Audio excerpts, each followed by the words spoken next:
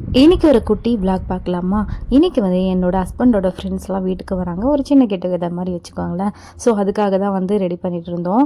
Friends வரான்றோடனே சின்ராஸை கையில் பிடிக்க முடியலடா அப்படின்ற மாதிரி உட்காந்து இதை வாங்க அதை வாங்க இப்படி செய் அப்படி செய்யன்னு சொல்லிட்டு இருந்தார்.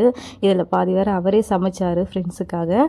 ஸோ அப்படி செய்ய ஆரம்பித்தது தான். எனக்கு பிரியாணியும் அதுக்கப்புறம் சைட் டிஷ் வந்து முட்டை அதெல்லாம் செஞ்சுட்டு இருந்தோம். சிக்கன் 65 அதுவும் 65 நான் தான் செய்வேன்னு சொல்லிட்டு ஃபுல் மசாலாவும் என் புருஷன் தான் போட்டு மேரினேட் பண்ணி ஊற வச்சுருந்தாரு.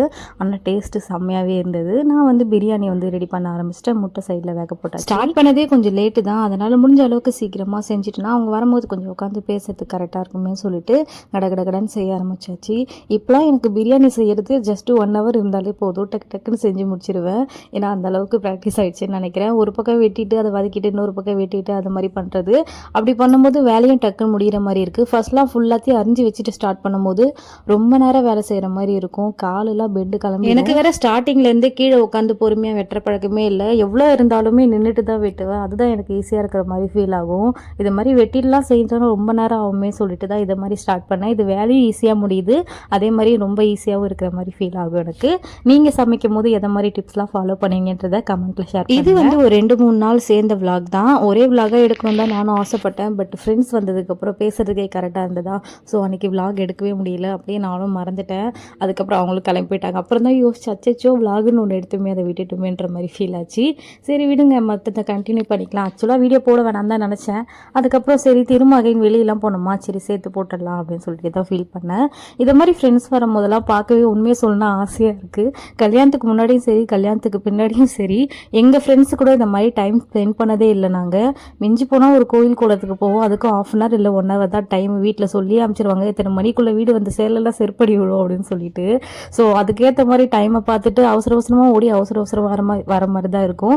மிஞ்சி போனால் நாங்களாம் ஒன்றா டைம் ஸ்பெண்ட் பண்ணது இந்த ஸ்கூல் காலேஜில் மட்டும்தான் நினைக்கிறேன். இந்த மாதிரி வீட்டிலலாம் சேர்ந்ததில்லை. இதெல்லாம் புலம்பிட்டு இருந்தா என் புருஷன் அசால்ட்டாக சொல்கிறாரு, நான் ஒன்றும் உன்னை தடுக்கலையே, தாராளமாக போயிட்டு வா, இப்போ கூட குழந்தை கூட நான் பார்த்துக்கிறேன்ட்டு.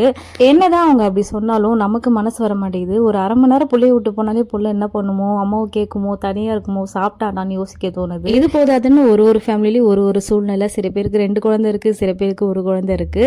2 பேரையும் சமாளிச்சுட்டு தூக்கிட்டு வரவும் முடியல, விட்டுட்டு வர மனசும் இல்லை, யார்கிட்ட விடுறதுன்னு ஒரு கன்ஃபியூஷன். இதெல்லாம் போதாதுன்னு நம்ம உடம்பும் நமக்கு செட் ஆக மாட்டேங்குது. இவங்க அசால்ட்டாக சொல்கிறாங்க தாராளமாக போ, நான் விட மாட்டேன்னு சொல்லின்ட்டு.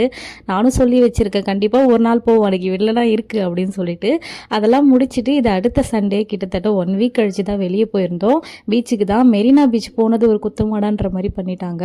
அவ்வளோ கூட்டம், உள்ளெல்லாம் நுழைய முடியல. வெளியவே கிட்டத்தட்ட ரோட்லேயே 1 hour சுற்றிட்டு இருந்தோம். இந்த பக்கம் போனால் அப்படி போன்றாங்க, அந்த பக்கம் போனால் இப்படி போன்றாங்க.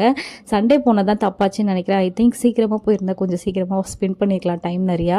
லேட்டாக போனதால் கிட்டத்தட்ட 8 மணிக்கு தான் உள்ளேயே போனோம். அதுக்கப்புறம் ஒரு ரைடு கிட்ட போயிட்டு எங்கள் ஜூனியருக்கு கொஞ்சம் பிடிச்ச விளையாட்டுலாம் லைட்டாக விளையாட விட்டுட்டு எவ்வளோ சாப்பிட முடியுமோ அவ்வளோ சாப்பிட்டுட்டு லைட்டாக பீச்சு காற்றையும் வாங்கிட்டு கொஞ்ச நேரம் அங்கே உட்காந்து கடலையும் போட்டு டின்னரும் முடிச்சுட்டு வீட்டுக்கு வந்தாச்சு. இதை மாதிரி கல்யாணத்துக்கு அப்புறம், அதாவது பெண்கள் நீங்கள் பிளான் போட்டு வெளியே ட்ரிப்பு போயிருக்கீங்களா, போகிறதுக்கு சான்ஸ் கிடச்சிருக்கா அப்படின்றத கமெண்ட்டில் ஷேர் பண்ணுங்கள். எங்களுக்கு தான் இன்னும் அமையல.